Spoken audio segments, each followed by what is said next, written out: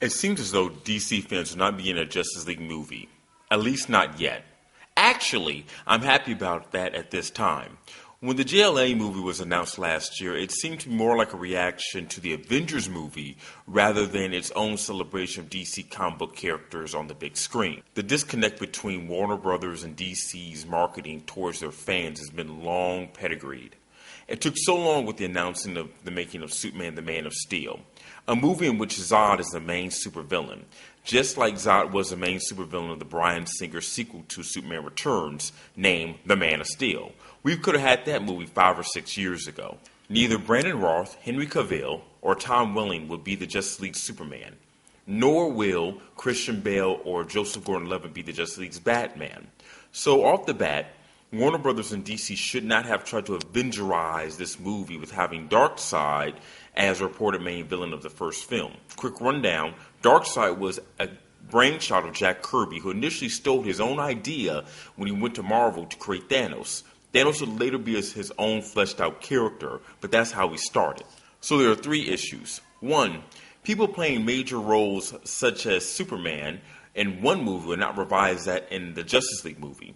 Secondly, Darkseid is too close of a villain to Thanos, and people could easily claim that he's just a knockoff of Thanos, which is terrible PR.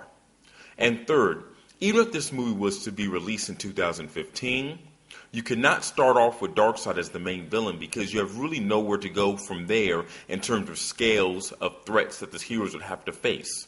For DC buffs, there's the Anti-Monitor, but working that into a movie would be nothing short of a miracle in this day and age. Multiple universes will have to be explained, established, and destroyed all within the movie for that to have a chance at working. Even with 3 hours, that's just a little bit too much. Warner Brothers and DC Films want to base everything around Superman and Batman if you ever took a look at their animation catalog. I understand they're the most recognizable characters. But for this film to work, I say it should be in the Green Lantern universe. He is a human with experience in intergalactic diplomacy and conflict. Due to the quote-unquote realness of the Nolan films, the superhero style would not work well in that universe.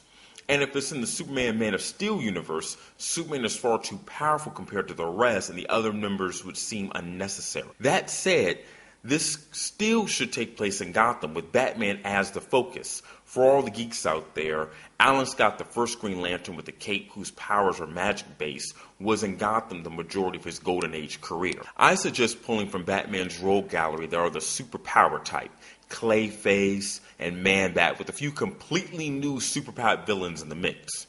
This establishes that Batman can't defeat all the bad guys by himself. And those superpowered bad guys will catch the attention of the following heroes: Superman, Wonder Woman, Green Lantern, and Martian Manhunter. Similar to the Men in Black movies and comic books, those 4 heroes I mentioned take care of a lot of superpowered and intergalactical threats without the public knowing about it. And for the most part, they work alone. However, I do feel that it should be established somewhere that they know each other from previous adventures and encounters. If Batman is the main hero, he could be the fish out of water character that connects us to the other superpowered heroes. Batman, being Batman, would immediately create a contingency plan to take out the other 4 heroes if they ever got out of line once he learns of their weaknesses. As I said before, this should take place in the Green Lantern universe, where his villains, the Yellow Lanterns, get a hold of the information that Batman has created to defeat the heroes using alien technology to infiltrate the Batcave. They relay that information to the villains of Gotham and Metropolis, and they attack the heroes based on the weaknesses individually.